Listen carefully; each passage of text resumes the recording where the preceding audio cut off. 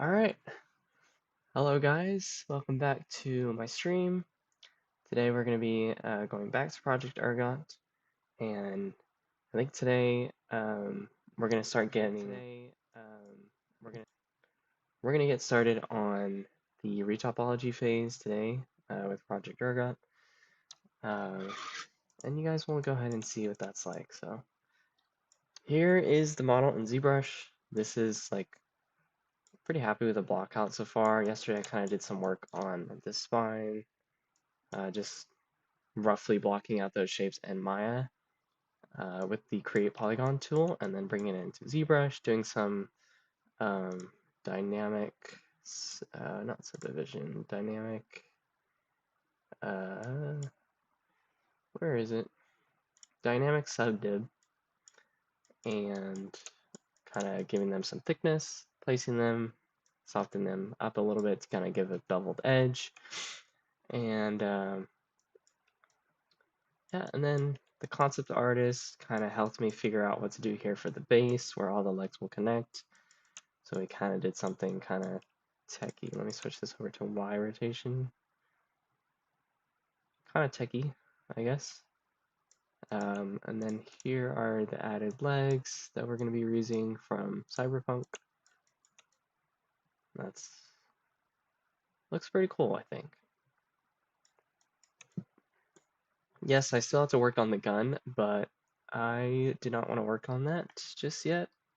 I kind of want to show you guys what the retopology process is because working on the gun, I mean, it's kind of going to be the same stuff we've already been doing. I want to show you guys a different part of the process. So once I'm done, I'm happy with how the model looks. I usually go ahead, I save a copy of my scene, and then I delete what's not visible. And then, okay, and then I go to Z plugin and transpose master T pose mesh. And what that basically does is take every single subtool and then kind of combines it all into one object.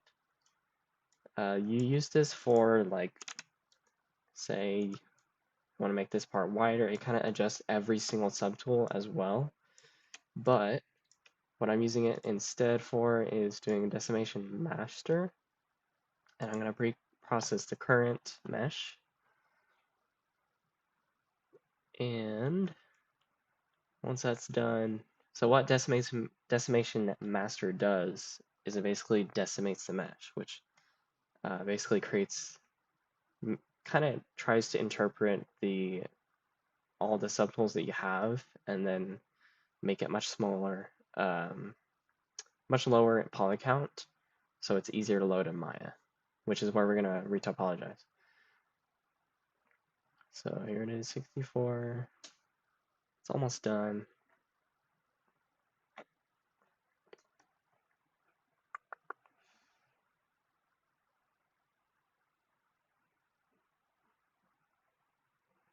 Reordering, almost done. Writing the file to disk, okay. And then we can go in here and say how much decimation percent we want. So I usually go, with like 1.5 to 5. So I'm gonna do 1.5 and we're gonna see. So here's how the poly count looks right now. It's pretty dense in some areas. So now we're gonna see what the decimation does. Decimate current, and you can already see that did it pretty quickly. How much lower poly count it is now. And then I go ahead and export that and bring it into Maya. So I've already done that. I'm not going to do it again, but just showing you guys how that process looks like. And then I'm going to close it. I don't want to save it because I want to get back all the subtools and stuff. All right. So here's the model in Maya, and I've kind of already done a little bit of retopology just because I don't want to bore you guys the whole time kind of doing the same repetitive stuff, kind of organizing my layout. And here's the shoulder armor that I've already kind of done some topology for. Pretty low, keeping it pretty low topology. Because this model has so many elements, I want to try and keep things very clean. So that's the process we have so far. And let's just go from there.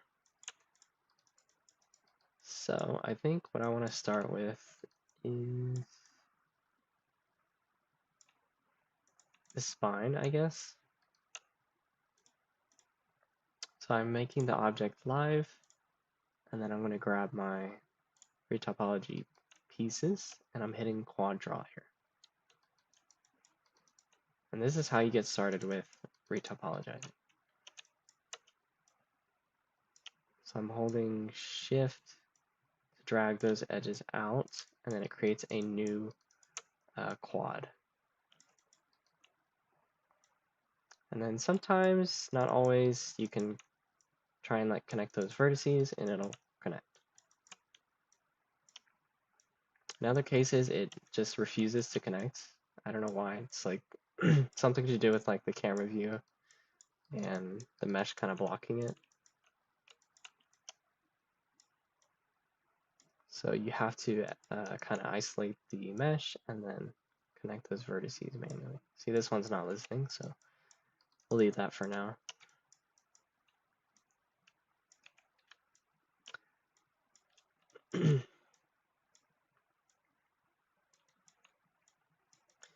There's some tubes here coming in, so I want to make like an edge to the middle piece of the spine.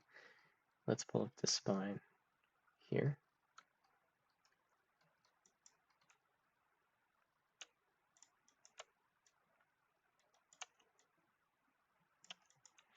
Oh, and let me turn on some music.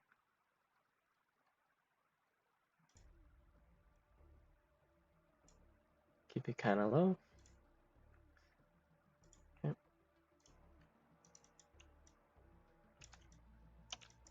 Unfortunately, Spotify, if there's any ads, I'm gonna have to mute it because I don't want to get claimed again.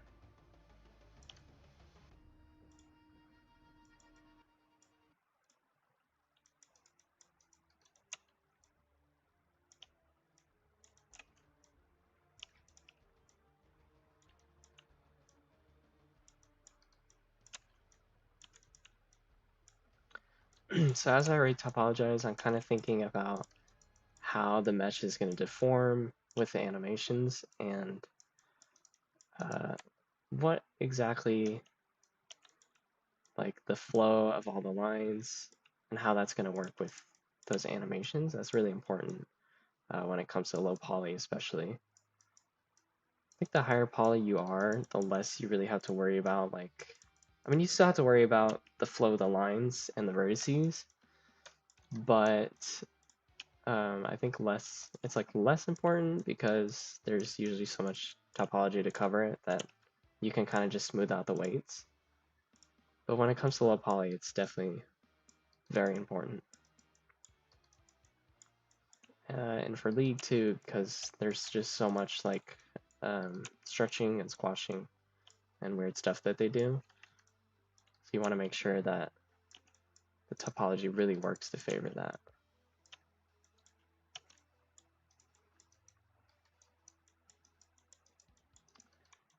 I'm just kind of roughly blocking all these different spine shapes. Not too worried about what's in between. Usually I figure that out later.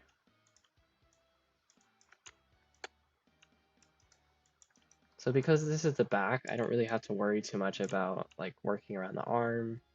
Only in this area, kind of. The back and the front of the character usually don't move that much. They kind of just move up and down. Or forwards and backwards. They don't like rotate, usually.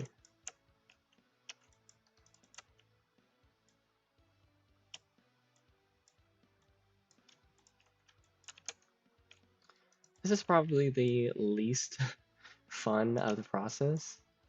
but it is, and it's kind of boring, I guess, because you're not really creating new stuff, you're kind of just retopologizing what's already there. So I think most of the fun process is like the sculpting and then the texturing. But I mean, it is very important because I mean, this is the final output here.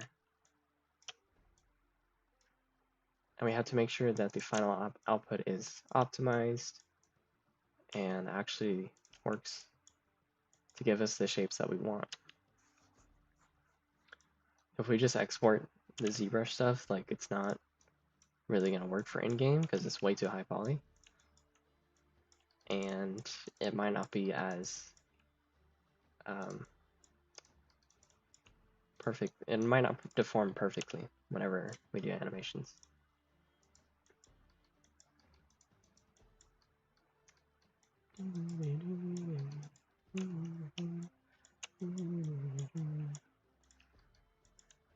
Okay, moving on to this other spine piece.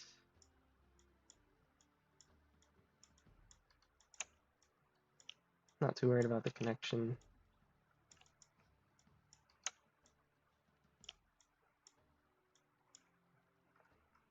If we take a look at project mode here, you can kind of see the type of topology I'm going for.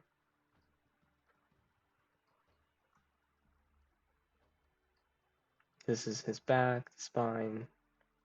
Obviously, ours is going to be a little bit different because of the different shapes.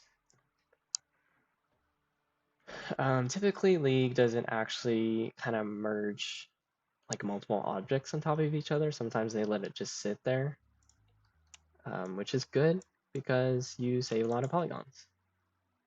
And it doesn't really matter because people won't really ever notice unless there's like lighting on them. It really only matters when there is lighting, yeah. Sorry, I kind of got distracted because that kind of music's playing right now. Skip.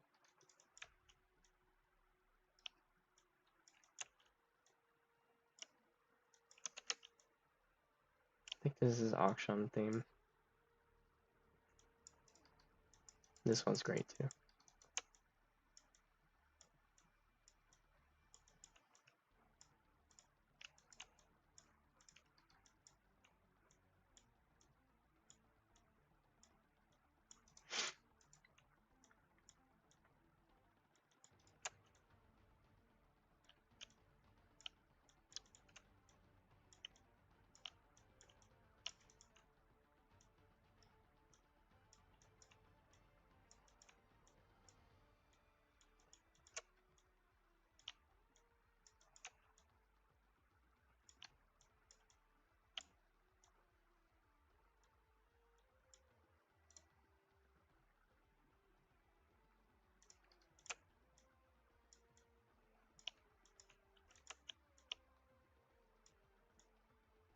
Kind of roughly blocking stuff out.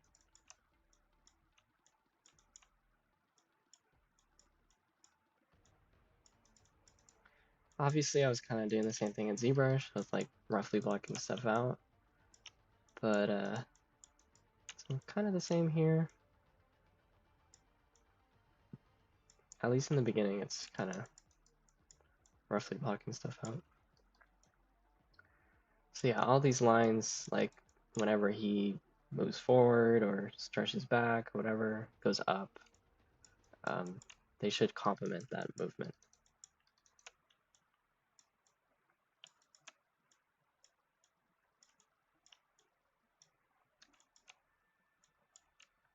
That's another instance where the vertex is not going to want to listen to me. You can kind of see it's going inside the mesh, which is really annoying. But yeah. I want to do these armor pieces as being separate from the actual model. So I'm gonna combine these and just make it disappear for now. And then I'll actually do some topology here, and that should help with like the deformation of the arm too later on. And I did start on the chest piece here. So I'm gonna switch off the spine for now and then work on this. I think it's good to like move around and work on different parts because you kind of keep everything evenly topologized,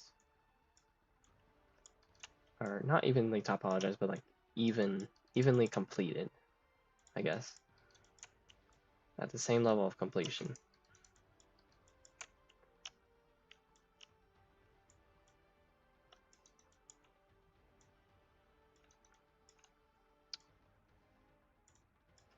I'm just trying to get this vertice. Nope, it's not gonna do it. Okay, fine.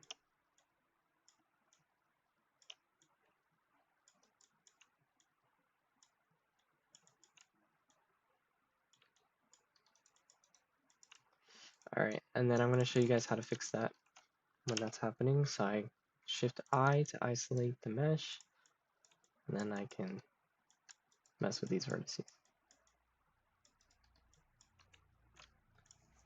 I'm gonna add edge there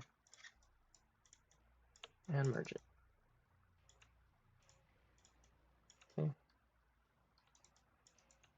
Now if things are a little bit wonky, that's fine, because like I'm working off a very kind of softish high poly. So once I'm done with that, then I can really start moving vertices around and making sure those shapes are good. But for right now, we're just kind of abiding by that high poly.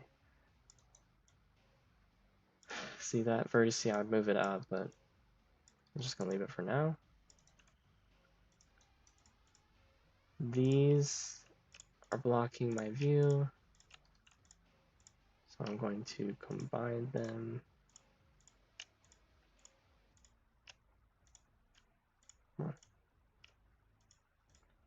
Combine them and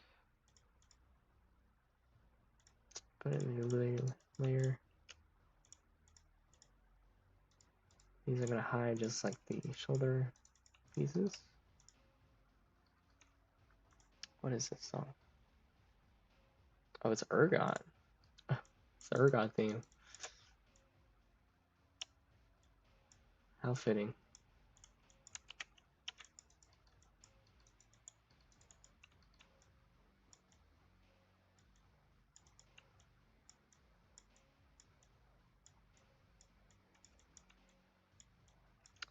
I don't know too much about Urgot's base lore, but I know he's like kind of a leader of the, I guess, bad people, the criminals of Zon. But he also kind of teaches them not to like be greedy for riches and stuff. I guess he's an anti-capitalist, XD. And I think for this particular universe and project, like maybe he was like, I mean, there's multiple ways you can go about it, but maybe he was created as like an army leader of like Mordekaiser's like evil, because like Mordekaiser is like a virus or something. He just wants to destroy everything. So maybe he's like a leader of that army. Or it could be like maybe Mordekaiser was Urgot's failed experiment. But I still think Urgot is like kind of evil in this universe. It kind of makes sense. Because we are going for that red theme, which typically is used for evil stuff. I don't think he's a virus though. I don't know if that would make much sense. That could be Mord's thing. We know Mord's a virus because he has this like drone. It's like a program drone.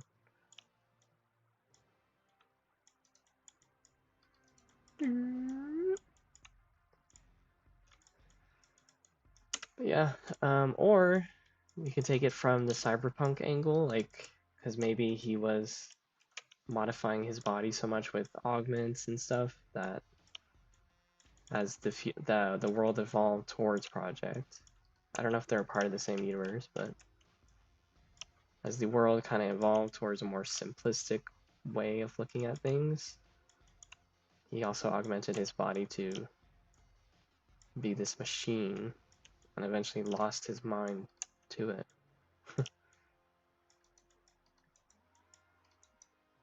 And just became a murderous machine. I don't know.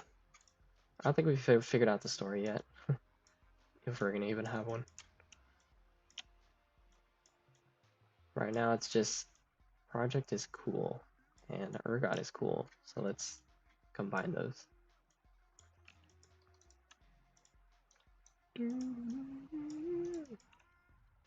Oh,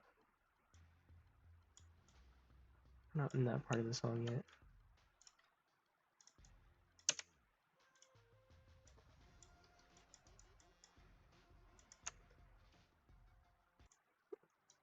I don't like to think about Earth right now.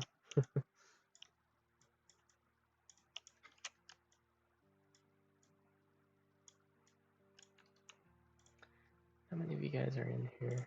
Not too much.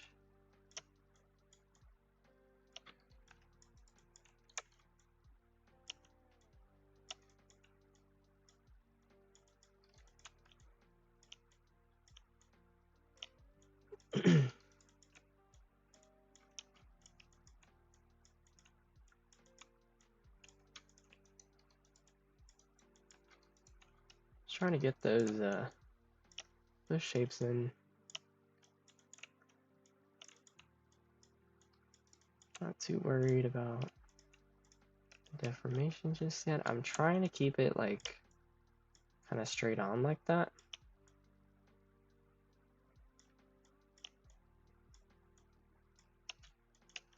Instead of like circular stuff. Trying to keep it straight.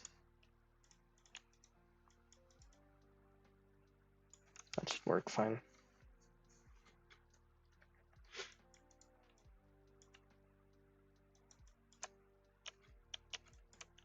Okay, that's gonna be complicated.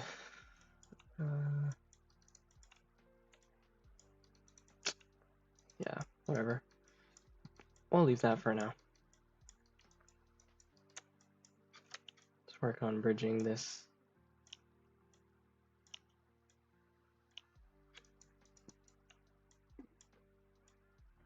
Keeping in mind that kind of straight topology, straight down.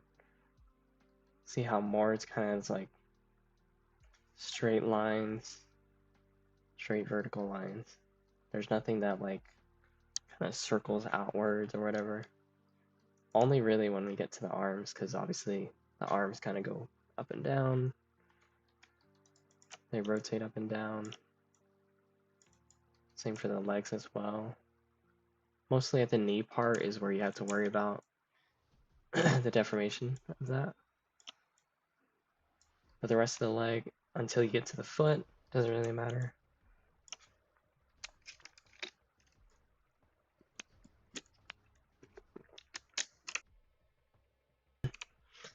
Okay. Also, let me make sure I'm not muted. Where is it? Oh, okay. I should not be muted. The window's not popping up. Whatever. Okay.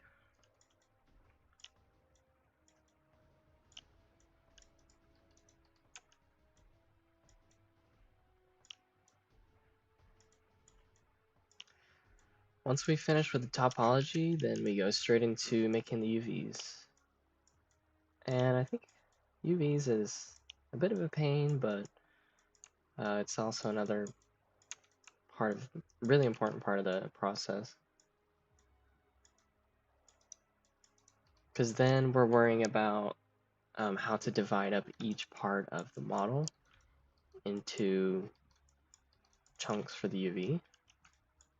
And whenever I work on those, I'm always worrying about how, like, usually the top of the model will get much larger UVs, because that's what we see much closer. Yo, yo, yo, welcome to the chat, Blue Jay. Welcome to the stream. Glad to have you here. Usually the top part of the model kind of gets like larger UVs because it's closer to us. And then the lower part of the model is much smaller. It depends how much your champion moves. Like if they are for some reason upside down a lot or they rotate around, then you can kind of keep the UVs even. I think for a champion like Zoe, they actually kind of kept all the UV shapes at like the same size, because then they also made her hair a separate like texture sheet. So to compensate for that, and it's a 512 by 512 texture, so to kind of compensate, keep everything at even quality, they kept her UVs pretty evenly shaped, or evenly sized. So for those of you popping in, we are doing the retopology phase using the quad draw in Maya, and just kind of shaping up what that low poly is going to be. Not worried about preserving too much of an edge loop here.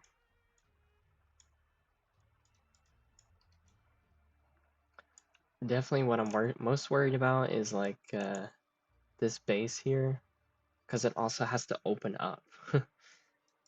When Urgot ults, that like opens up, and his whole body falls with it as well.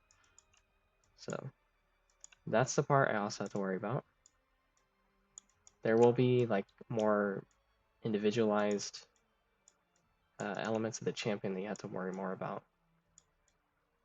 Generally, you do have to think about like the arms and the knees. Sometimes the face, sometimes a champion will actually have like a proper facial rig, so you have to work around that as well. Make sure the topology is either the same as what you're working from. Like for example, if I was working on from Battle Queen Katarina rig, then I would have to like model the face topology around her existing rig, or her existing model face model, and just make sure that it deforms it the exact same way. I kind of have this front part pretty good.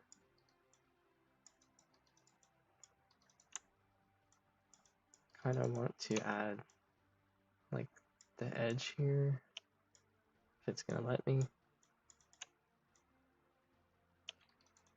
It's getting wonky, but again, I don't really mind it too much, because we'll fix that later. It's not gonna listen to me. It's kind of doing something. Okay. I can't grab that. Okay, whatever. And then now that we're here, I'm gonna go ahead and start laying down the more horizontal lines for that arm to kind of deform properly.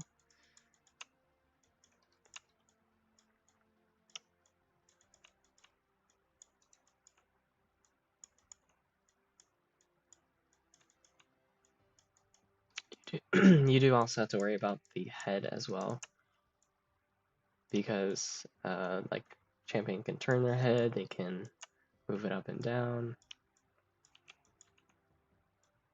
Anywhere where there's like key points of like rotations, I think. I don't think like squash and stretch parts are as important.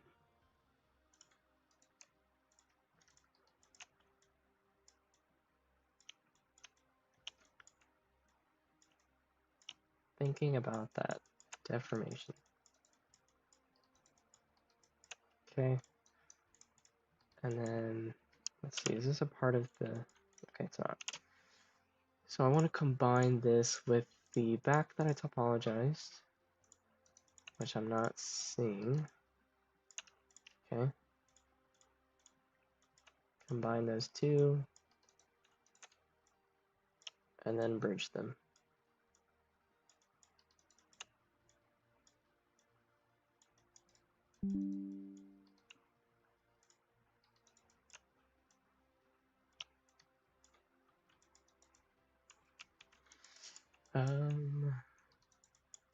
Let me try like that.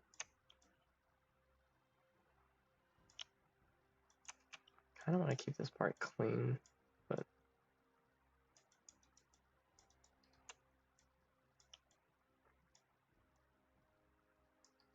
I do kind of triangulate along the way. Most people, when they do topology, they kind of try to leave everything at quads, but since we're working with low poly, like, I think it's important to incorporate some of those triangles.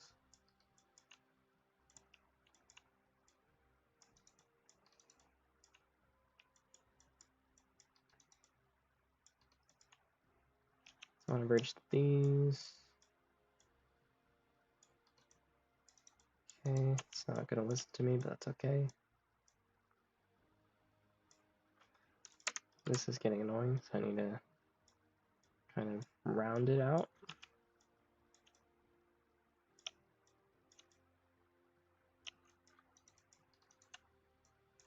I'm worried about this part, so that's why I'm kind of adding more polygons.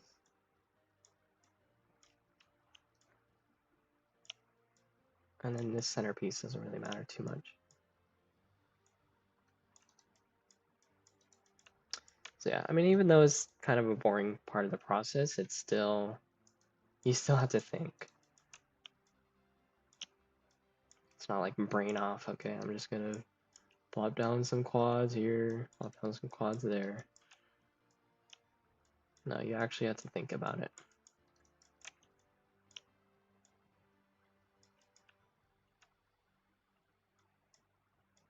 This is a part of the 3D modeler's job.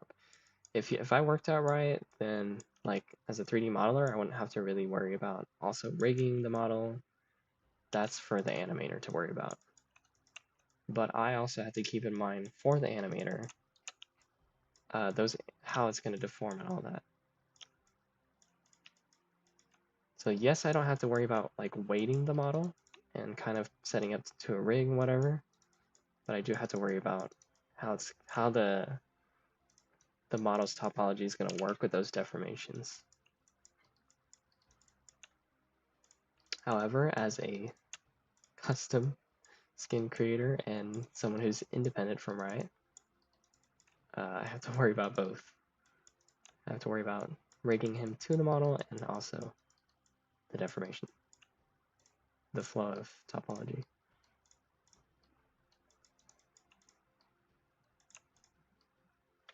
Let me get a sip of water here.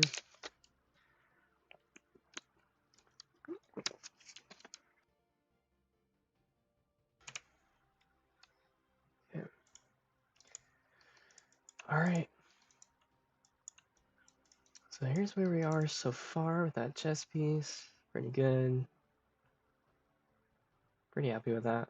Looks consistent with Riot stuff as well, which is what we're going for. Let's remove those shoulder pads.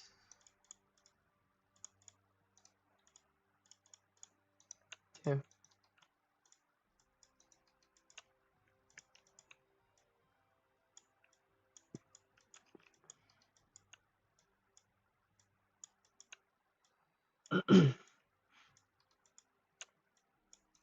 Okay. Love to watch some modeling progress while rigging. Oh, that's nice. What are you rigging right now?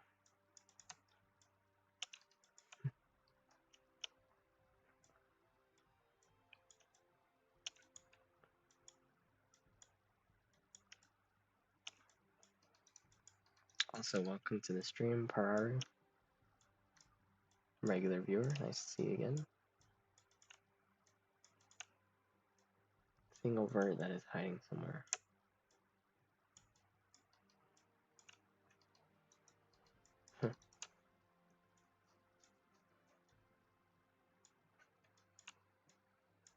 Sometimes when I'm weighting the model, I will like load an animation for that champion and just adjust the weights from that so I can actually see like the stretching and everything in at the same time that I'm waiting.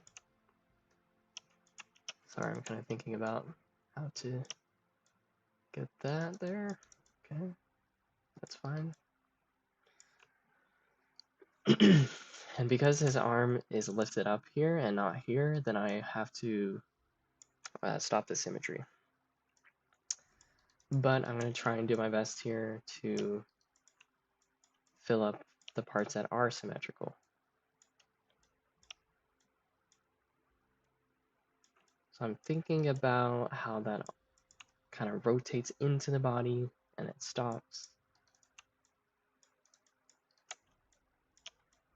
Circular kind of flow topology here.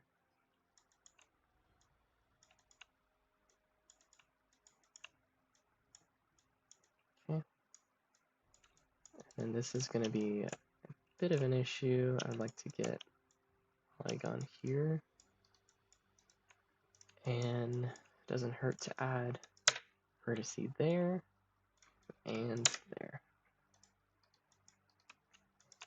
Sometimes Maya gets a bit buggy when you're doing quad draw. Like right now, I'm clicking on it, I'm hitting quad draw, I should be able to see it in blue, but it's not doing it. So I just save my scene and then I force quit. That seems to be the only way to. I had to restart the program pretty much.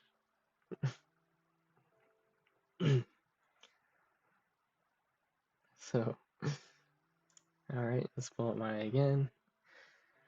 So you start out with the sculpt and then make the mesh above. Yep, that's exactly how. So yeah, the Zbrush model is pretty high topology when we export it out, even after we do our decimation. So we have to retopologize it so that it can be lower poly and actually work in a way that's optimized for League. And that's applicable for any game engine. You can't just like sculpt a really high poly model in Zbrush and then just throw it in your program or in your game.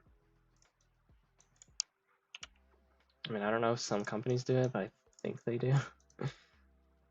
But that's because they're like marketed towards they kind of expect their games to be played on like a super beefy computer or a console, so they don't really care too much. But most games you do,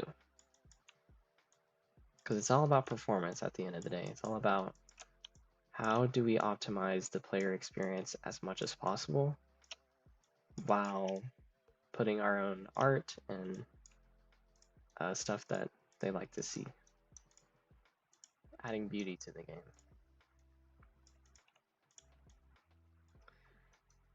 I think the Nair game did it. Yeah, I don't know what game that is. I think Starfield had like a super high poly sandwich for whatever reason. Saw that on Twitter at some point.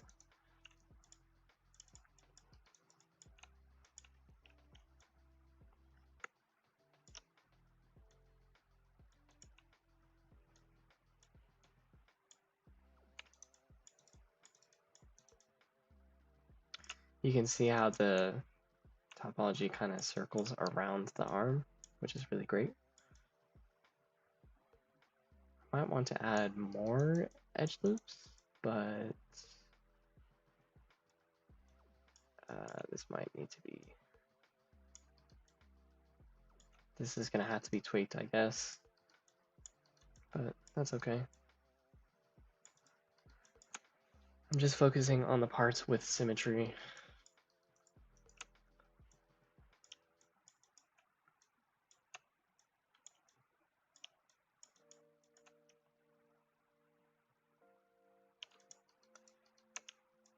Sometimes it doesn't want to take out the polygons, like I'm trying to get this edge. And it just takes a little bit of like wiggling the cursor around.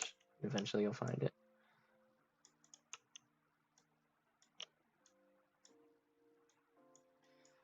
There is this game called Yandere Sim, and for some reason they had an extremely polished toothbrush with so many polygons causing the game to nearly crash when in the same room as the object. That is crazy.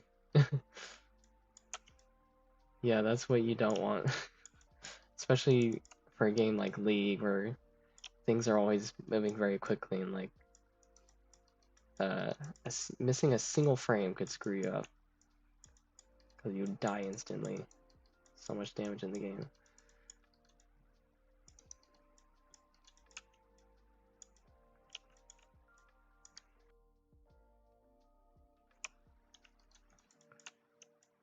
That is crazy though.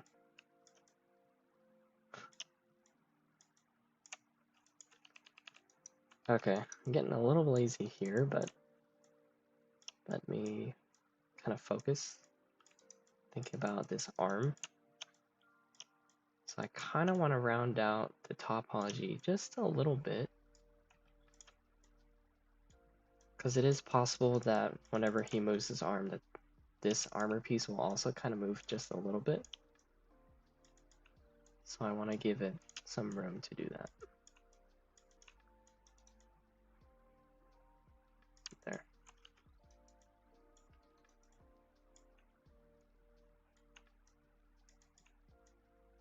For real, I blinked once and I found myself in a gray screen again. Yeah. I'll be interested to see how the new map changes kind of change the game. I think they're really healthy changes. I like that they're actually doing drastic changes to the terrain because, I mean, it's been the same freaking map for years. And that's like the only game mode. Summoner's Rift is like the only map most people play. So it's nice that they're changing things up.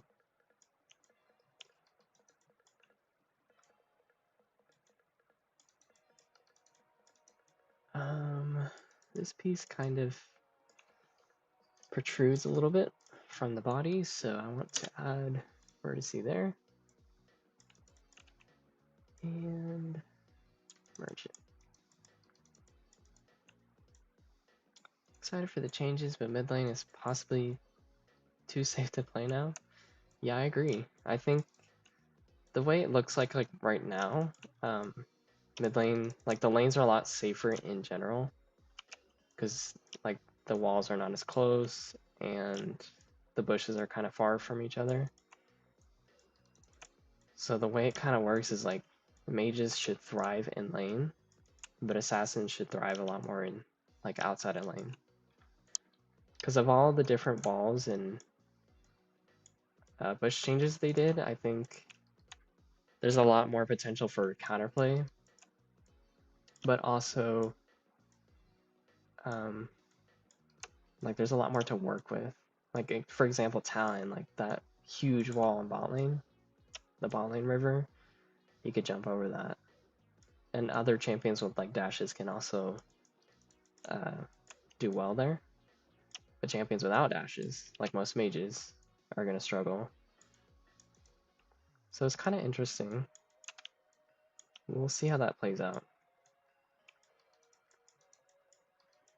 But I think, yeah, if you want to impact the map more, you're better off playing like an actual assassin that roams.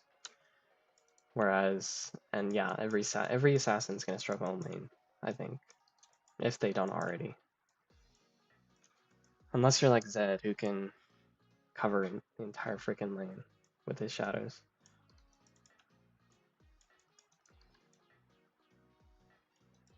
I mean, we'll see how it plays out. I think it's good. I think they're good changes. I'm excited for the changes, but mid is impossible. Yeah, said that. I think range characters will hold a upper hand mid lane. Yep, that's pretty much exactly what I said as well. That one bush placed randomly in the middle of the river on top, and bot lane looks scary. Yeah, you would have never imagined people would sit there, and then all of a sudden there's like 5 people. kind of funny. Kind of makes bot lane easier as well, which we definitely needed. Bot lane, the state of bot lane has been so cancer. Let me get a drink here.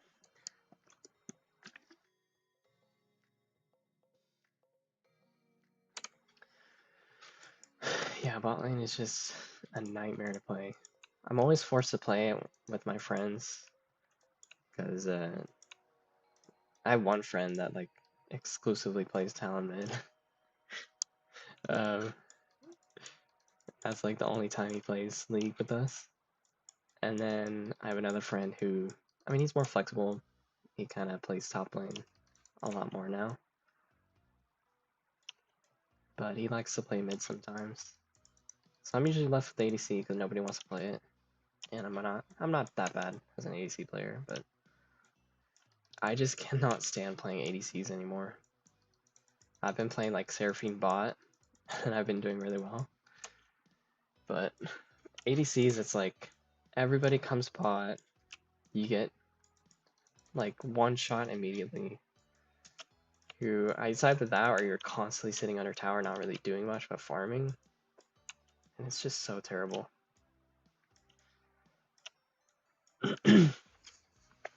I've been mainly playing mid Lux to learn, but I've been playing Lux support. Yeah. Lux support is also pretty good. She's kind of similar to Seraphine. The only thing with Seraphine is that she offers heals, and not as well. She doesn't offer burst. I mean, you need items though.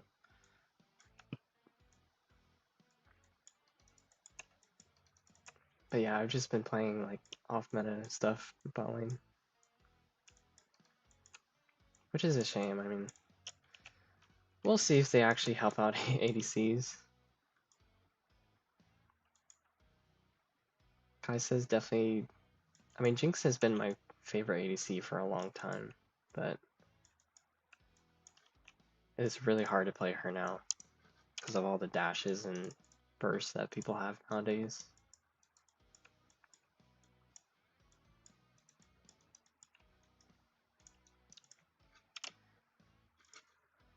My second favorite ADC is Kai'Sa. But whenever I go ranked, when I queue up for ranked, I just queue up for like mid support. And I'm happy to play like Zoe support as well. That's what I also play as well. A lot of people on my team think I'm trolling when I pick it, but then when we get in the game and I start hitting those E's, we end up winning pretty hard. Zoe E is such a powerful ability early game. Especially against the squishy ADCs, because you can literally one-shot them. I'm too scared to play ADC. I want to play Zai so badly, but I just can't carry. Yeah, it's a pretty difficult role, I think. It's like, yeah, ADCs have a lot of damage, and they can offer a lot of, what's it called? I'm trying to think of that word. A lot of DPS, but like if you just get one shot in 2 seconds, what's the point? When you can play like a mage or an assassin, somebody who offers like all of that damage, but can also live, or they can get away with multi-kills. Sorry, my voice is disappearing.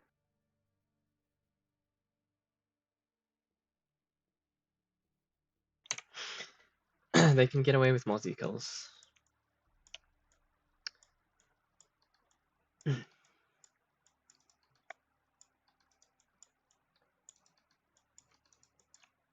think most ADCs are more focused on putting a lot of damage to one specific champion, while like most assassins, like Katarina obviously can potentially wipe out your whole team.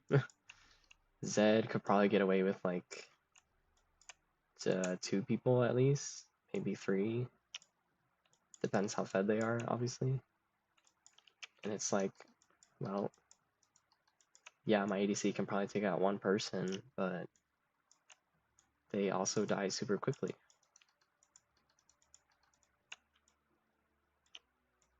And even with supports like Janna or Lulu, they kind of feel a bit useless as well.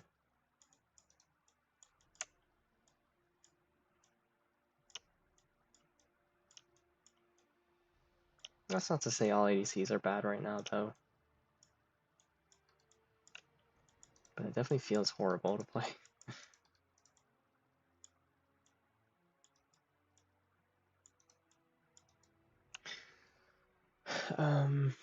With the new item changes and PvE, ADCs kind of have it hardest. Yeah, I was expecting that. I saw that new mage item that like adds like a huge AoE field when you kill someone, I think. And that just seems insane. Like Syndra and Ziggs, I feel like already are pretty strong and they do a lot of damage with AoE. So them getting that item as well is just gonna make them even stronger. I don't want to play PvE right now because I feel like things are just broken right now, and I don't like to play. I don't want to get frustrated. I usually wait until the preseason hits live before I start playing it. I think it's more exciting that way.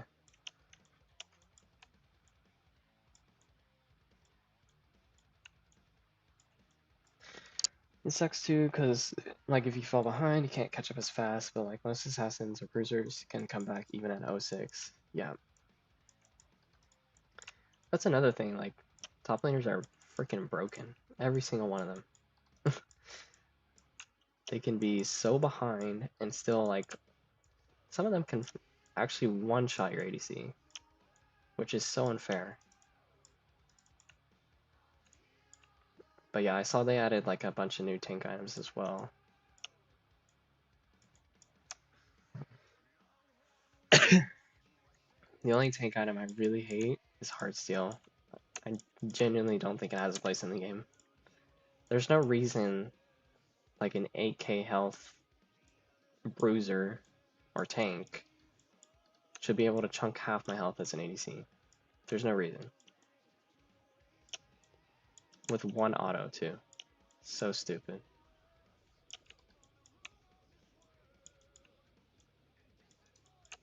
Maybe it has a place in the game, but I just don't see it. Tank should be a tank, nothing more. Yeah, if you're fed, sure, you can get away with doing more damage, but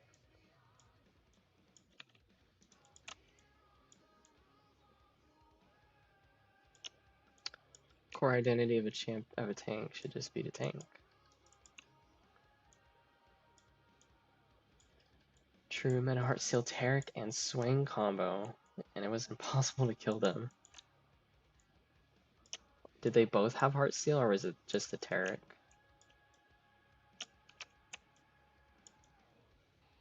Such a ridiculous item.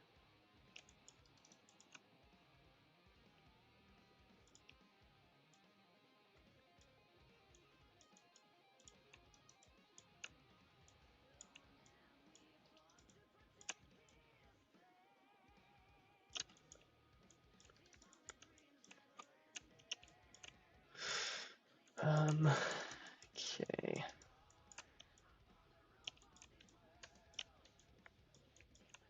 Just gonna put that, where is he up there? I want to get this edge. That's not listening to me. Whatever. And then it's gonna be roughly there. I'll position it later. Both had Heartsteel. That's cringe.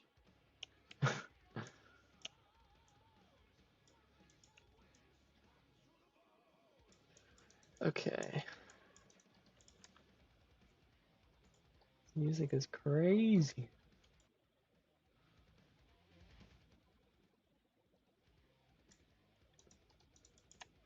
There hasn't been any Spotify ads. I wonder if it stopped because it knows I'm streaming.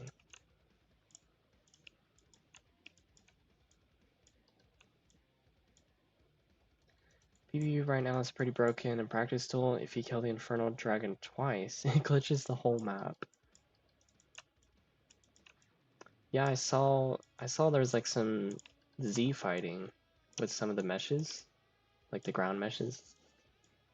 Z fighting is when there is apparently not a lot of people don't know this term, but it's like when there's two meshes sitting almost they're like identical meshes, but they're sitting like pretty much identically on top of each other.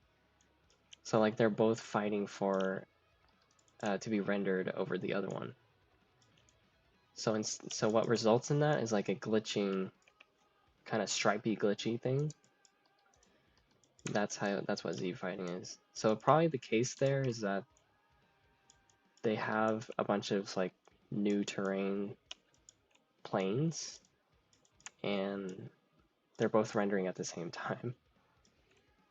So something there is not hiding. Whoops. But yeah, I saw that. I wonder if they tested like in their backend before putting it on PB. Oh yeah, that too, but majority of the floor just disappeared. Uh-oh. Sounds like chaos.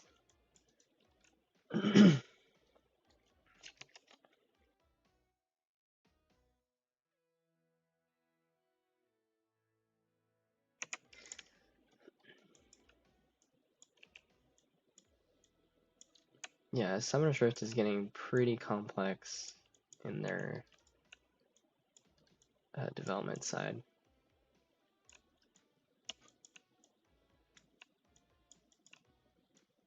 Which also makes it harder to make custom maps as well. Let me see if I can get a screenshot of it and post it in RuneForge server. You can actually send, like, if you copy the link of the image that you send in Discord, you can send it in chat and I can see it. I don't want to open Discord on stream.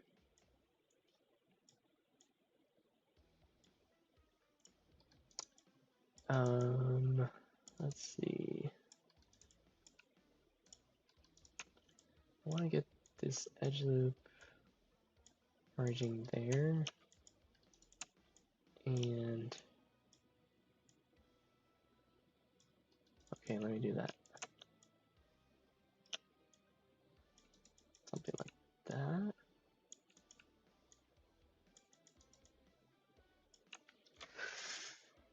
This bit kind of curves, so that's why I'm not merging it like that. I can't really tell if it's needed, but it might be, so I'm gonna leave it for now.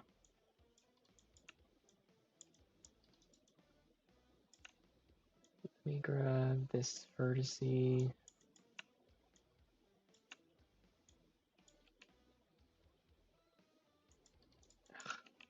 It's not listening to me. Okay. So I kind of fleshed out the back a lot just now. I'm gonna bridge this part. Gosh, these vertices.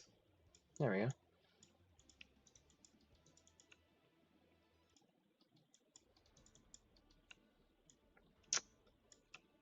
That vert is like deep in there. Okay, whatever.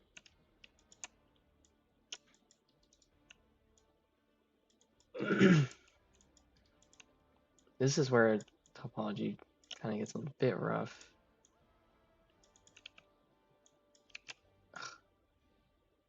But it's okay, I can clean it up after.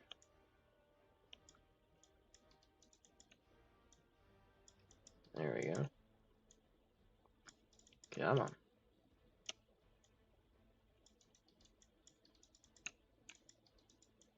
Okay. Merge there. And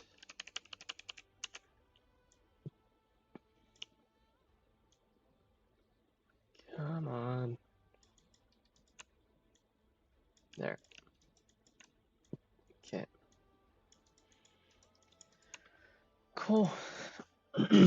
Now let's isolate the view so we can see what we're working with and turn off the polygon here. See what it looks like in soften edge. It's pretty rough. I like to keep my faces hardened anyways, so I can see like all the polygons. So that looks pretty good, I think.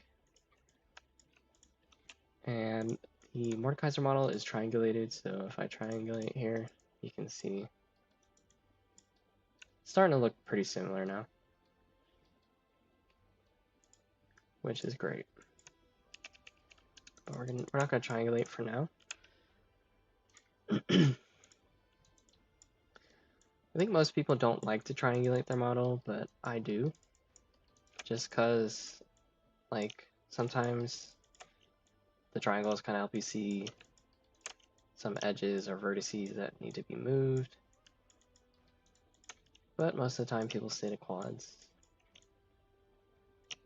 Especially if you feel like you're still early in the remodeling process.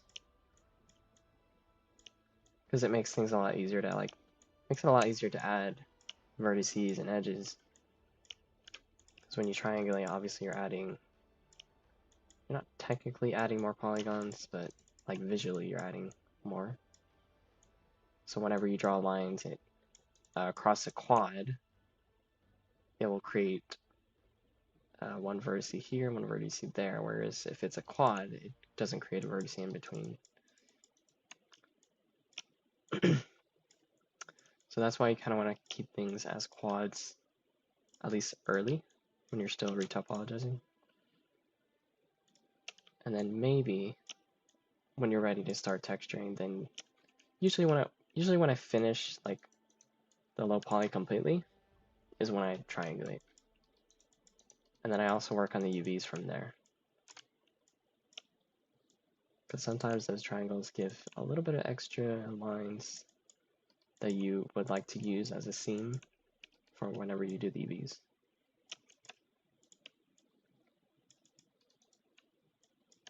Also, today's stream is going to be a bit longer than usual, at around 2 hours. So I'll be here for a little while. I think we're at about the 1 hour mark right now.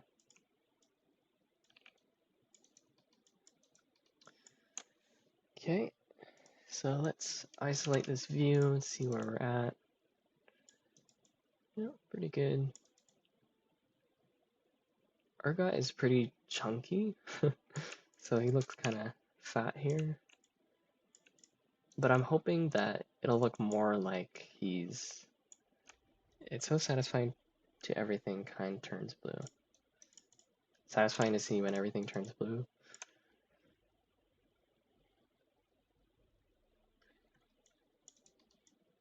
Yeah, I like to see, like, after I feel like I've gotten to a stage in my retopology where I'm like, okay, I think this particular piece is almost done, and I just want to see where it's at. I like to isolate the view and make sure that everything looks correct. And then we make everything blue, which might be what you're referring to, because we're going back to the quad draw.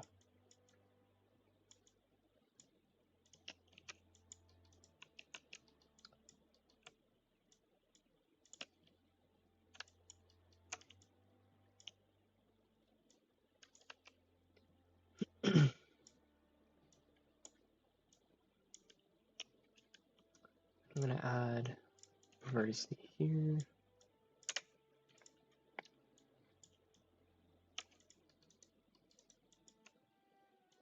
So there's that.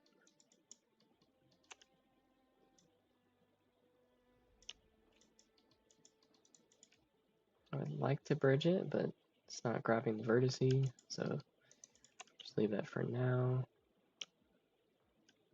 Once I connect that, then this should be here. This vertex doesn't want to move. Let's redo that.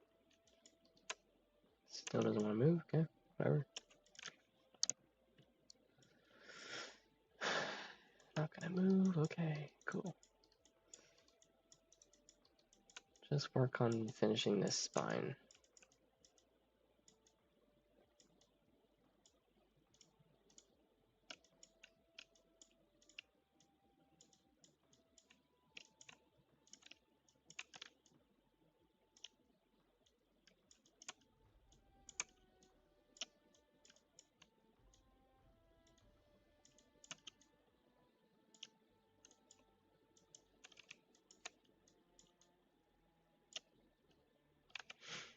Okay.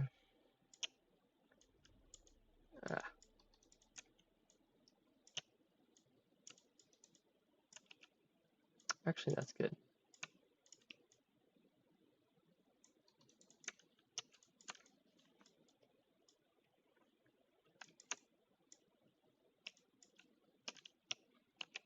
Okay. So I'm gonna have to add some birds here. By the way, to add those green points, I'm basically, oh, there's an add plane. Okay, it disappeared.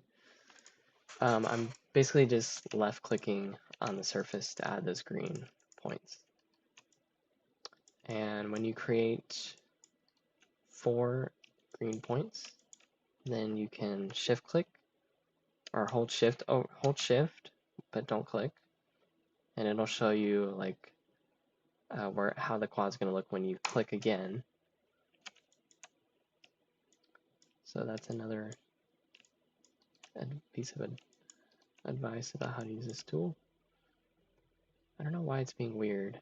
It's kind of weird like in lines of symmetry, so let me just create a quad there and then bridge it and move these vertices. You make it seem so simple. Thank you.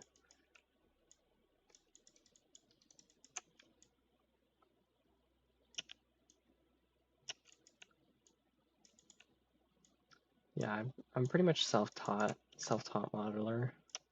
Just been watching YouTube videos and actually going through the process myself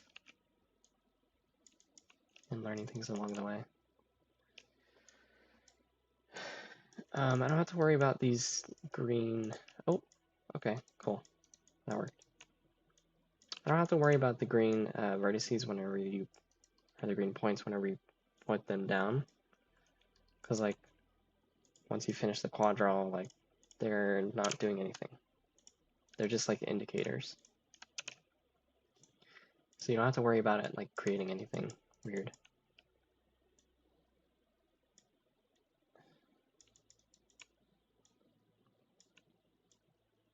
Okay, now it's working.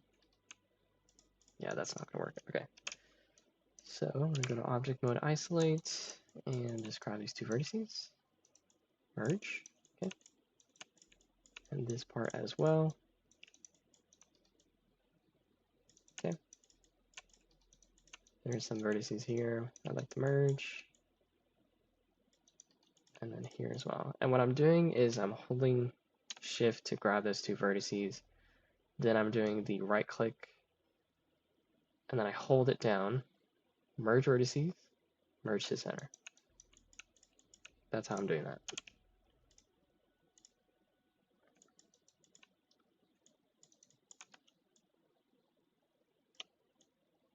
I like the shape that it's doing here, so I want to preserve that.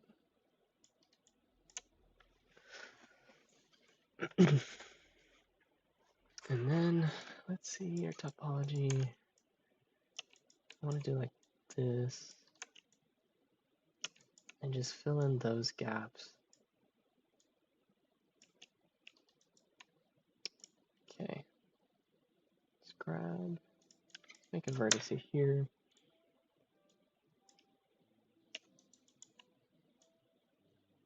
Okay, it's not listening, and that's not listening. Okay. I'm going to turn on X-ray to see that. That's another way you can kind of look through the model instead of just doing isolated view. Okay, and then I'm going to turn off X-ray and try to bridge these.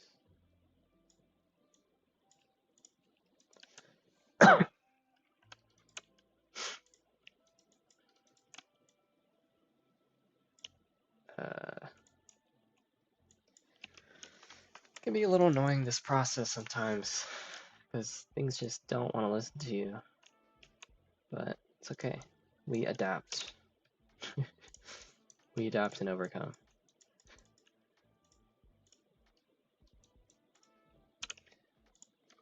Sometimes things are going to get a bit rough after you topologize it, but it's okay as long as you go back and fix it once you're done with quad draw.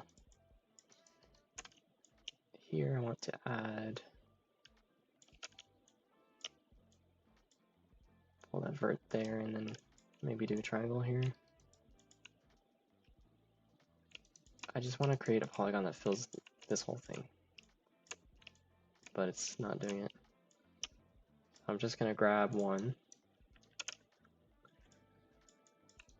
and merge. Can't see that vertice there. Merge that.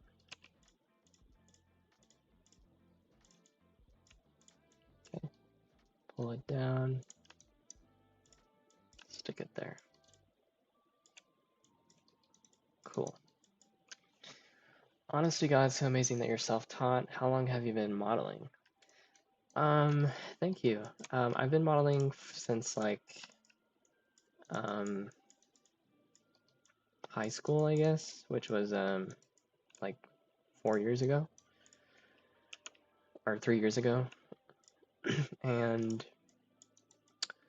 at first I was kind of trying to kind of box model. I was doing everything in Maya, so it was a lot more difficult, or doing organic characters. I immediately jumped into doing characters because that was something I was very excited about and I really wanted to get good at. But my first model was pretty rough. And then I saw Zbrush and how easy. At first I was watching like Polygon on YouTube. He was the one who got me into Zbrush, and he just made things look so simple and easy. And I told my dad about the program, and he was like, "Oh, that looks really nice." And he got me the program, and I've been using it ever since. And I feel like Zbrush is a sculpting program, so like the transition from traditional art to digital felt a lot easier that way. And a lot of professionals use the program as well, so it's like an industry standard. Yeah, my dad is very supportive.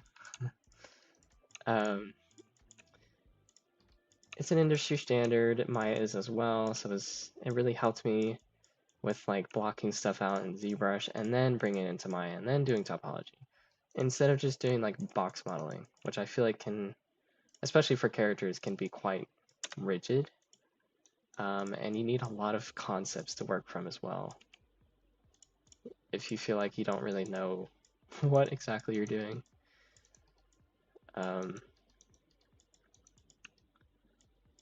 Yeah, so ZBrush was a really helpful gateway. I went from Maya, when I got into ZBrush, like League custom modeling kind of became a thing again. And that was like in like late December 2020.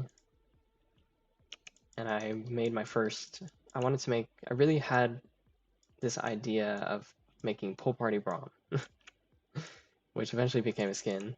But I wanted to make like a lifeguard Braum skin, and because I thought it would be cool, like his ult would be like a huge tsunami or whatever. And I wanted to try and figure out how to make that work because I felt like Riot was never going to make that skin. So that was my first idea. The first model was pretty rough because I wasn't really making it 100% from scratch. Most of my early models are not 100% made from scratch. I was kind of piecing together some parts and pieces from other champions and skins. And I think even though I wasn't making stuff from scratch, it was still helping with like figuring out how 3D forms work together and different parts kind of pieced together.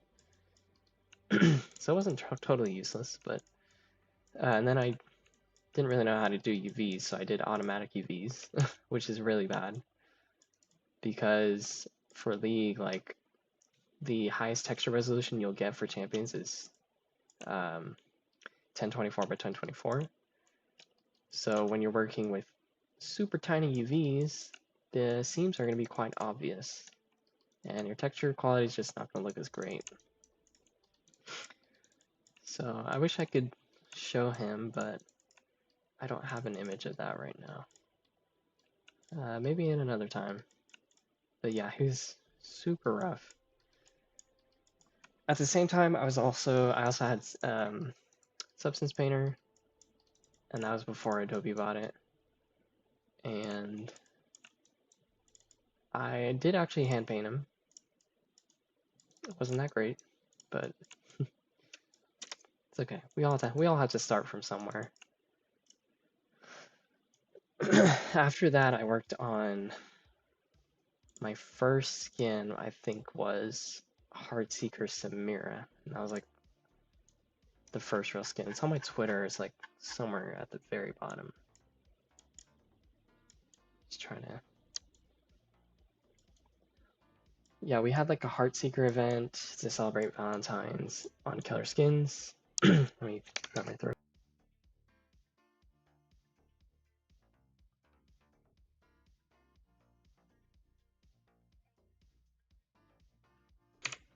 Yeah, this was the skin that I made, Heartseeker Samira.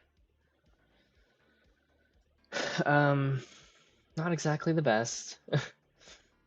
um, but yeah, I mean, you can kind of see like that I was able to apply some of the knowledge I have right now, which is like the top-down lighting, kind of.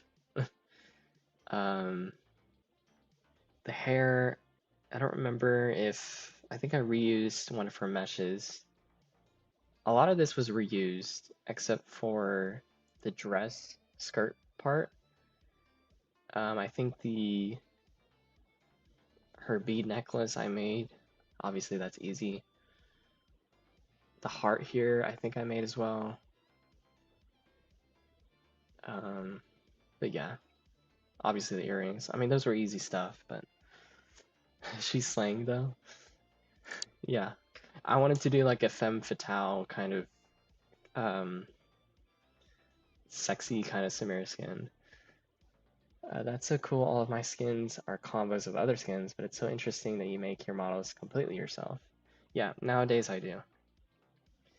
But the model was pretty rough. Like her arm here was not really like merged with her torso. It was kind of like floating there.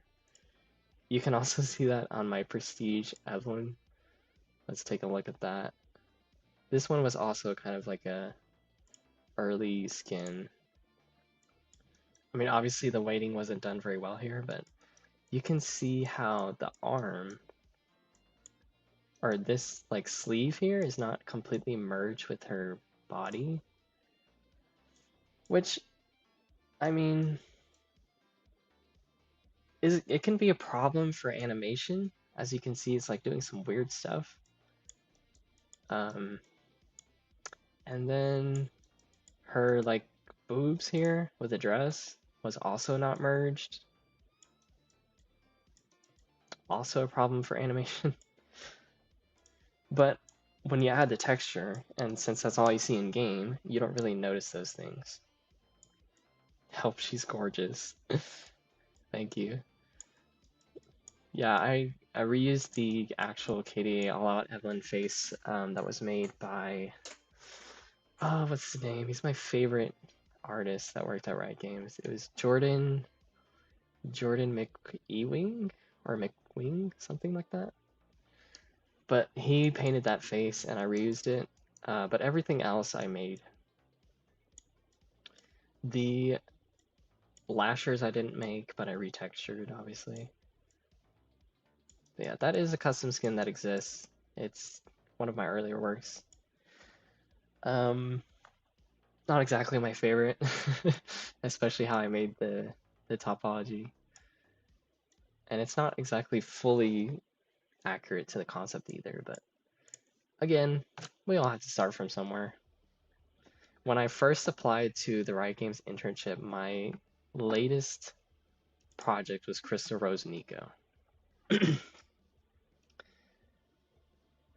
And I don't remember, I know I made a base body, but when I make base bodies, I kind of piece together some of the existing meshes from like the champion skins or their base mesh and just trying to make like a, I guess, naked version of that character that doesn't have any clothes so that I can later on sculpt some clothes on and then model that out.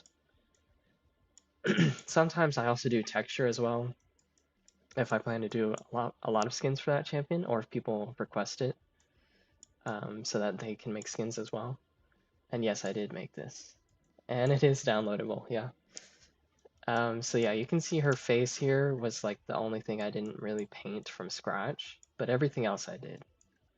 But when I mentioned that in my interview, or my interviewer said, "Did you paint this face from scratch? It's the best one we've seen from your work." And I unfortunately did not, but I did kind of touch it up a bit, I guess.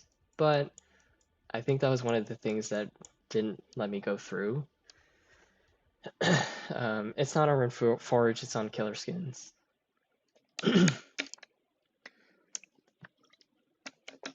That was one of the things that really set me back and didn't let me progress through as an actual artist into Riot Games. So after that interview, I was like, I just started working on making things 100% from scratch, including the faces. And I think the first one, I don't remember if I did Spirit Blossom, Draven, and Kiana, or if I did Cafe Cutie Katarina. I think it was Spirit Blossom, Draven, and Kiana. But for Draven, I did actually make the whole thing from scratch, including his face. That's fine. I'm kind of trying to figure out how to get rid of an animation I load into Maya. If you have Tarn Gaina's plugin for Maya, you can go to Low Maya, click on your mesh, and then hit this channel button. And that will delete all of the animation keyframes. And then you have to set to bind pose to get your champion to the pose, original pose.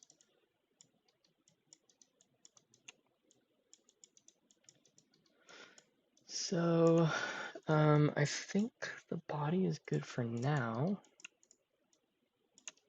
I'm gonna work on this base and just get that going. That's fine. I'm kind of trying to, oh, okay. I read that.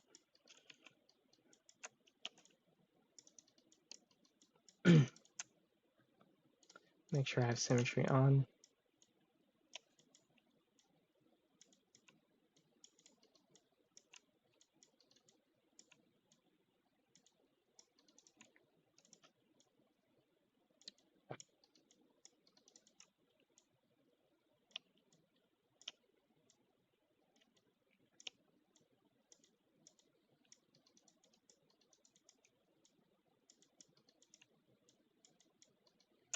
This is a nice song.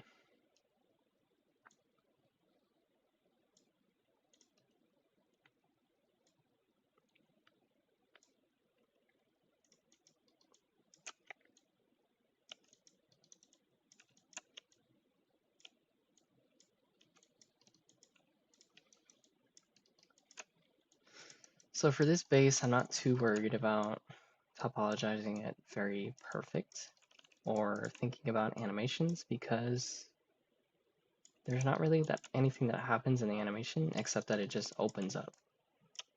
So the only thing I have to worry about is how to split it into 2 parts, which I already kind of have, thanks to the concept artist. Let me pull up the concept here. So it kind of has like teeth looking pieces. And then like the middle part is where that'll open up. And then that's where he pulls people into his ult.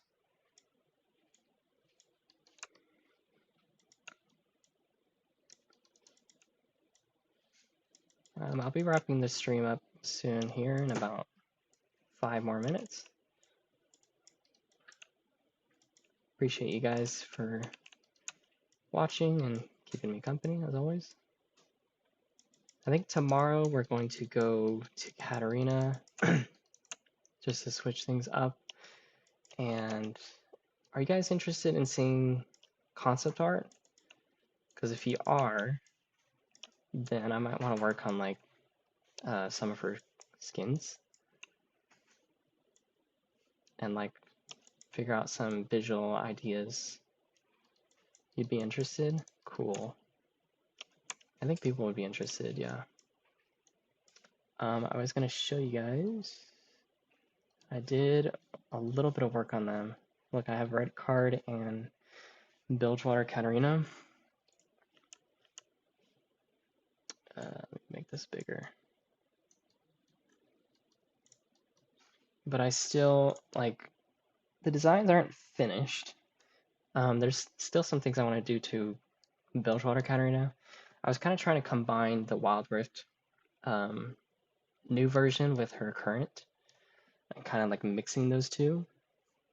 I really liked the original Katarina hair where she had, you know, black hair and bangs, and I wanted to incorporate that to her new design because I didn't really like the purple hair that much.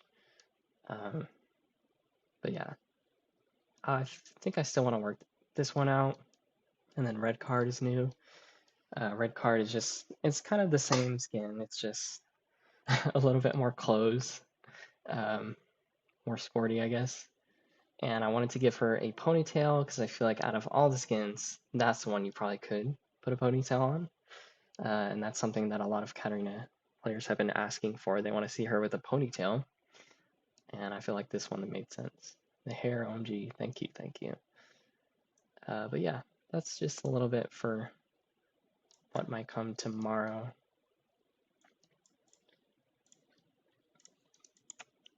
Project Urgot, we've made pretty good progress on him. Still a little bit of topology left to go, but I might finish that off stream, maybe.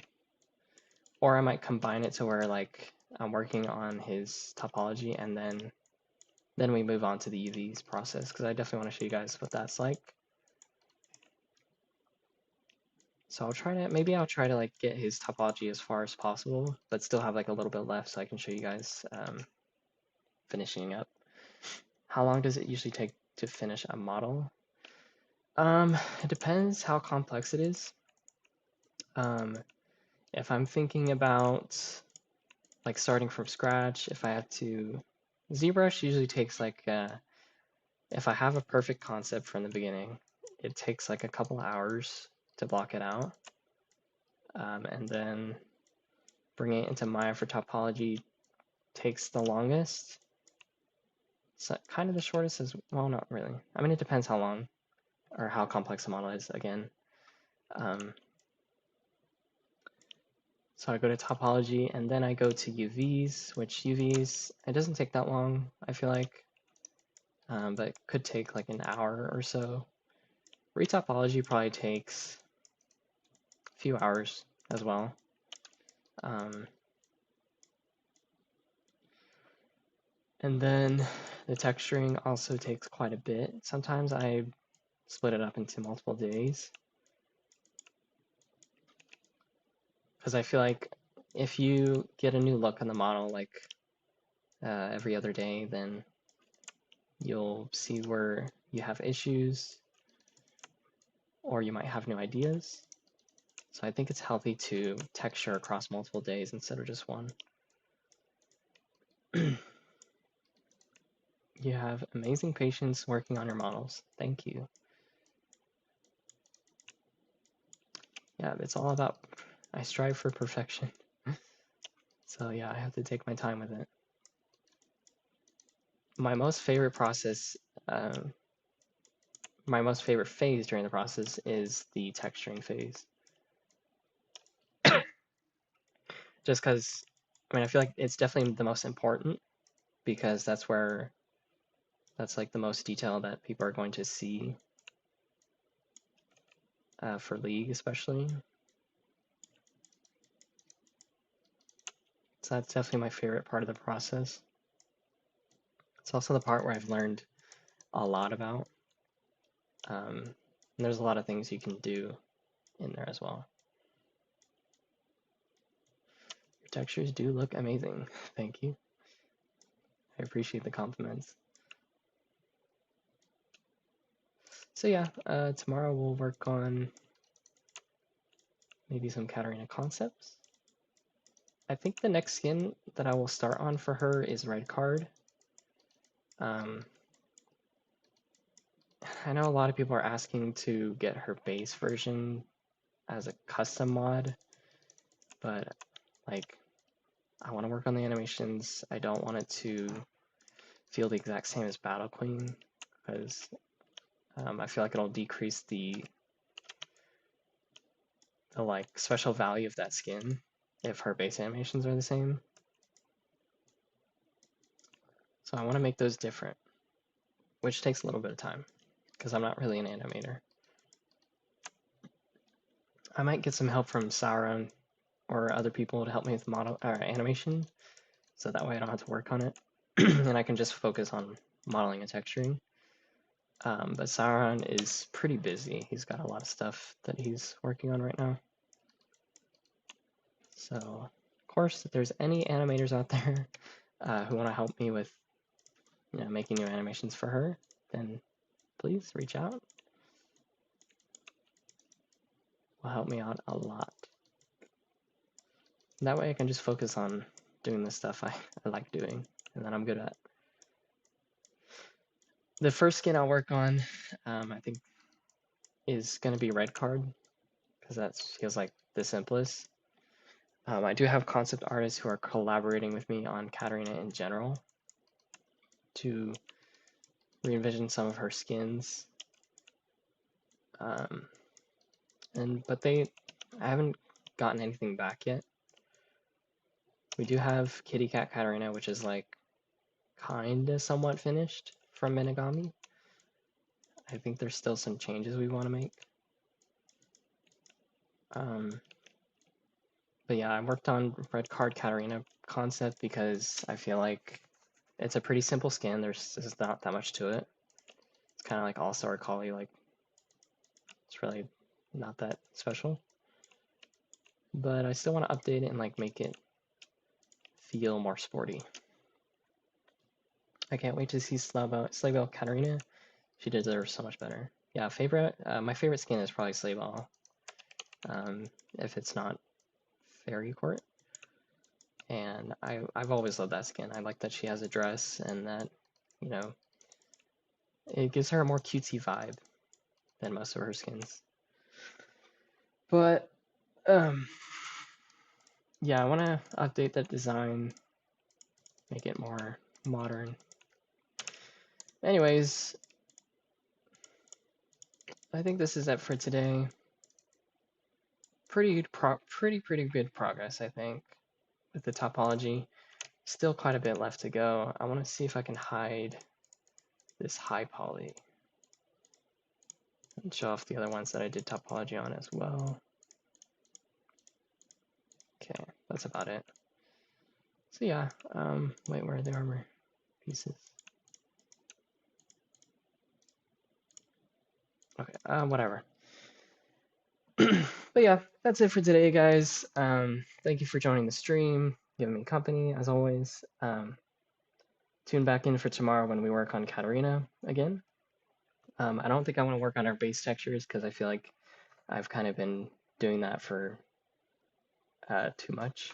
We have like 3 streams working on our textures, and I mean, it's almost done. It just needs, I feel like I'm probably just going to finish it off camera or off stream because, I mean, I don't think you guys will see that much. But we will work on some of her concepts to kind of get the ball rolling on that. And Project Urgot will come maybe a few streams later. But yeah, that's it for today. Again, thank you, subscribe, like, all that YouTube stuff. And that's it. Bye.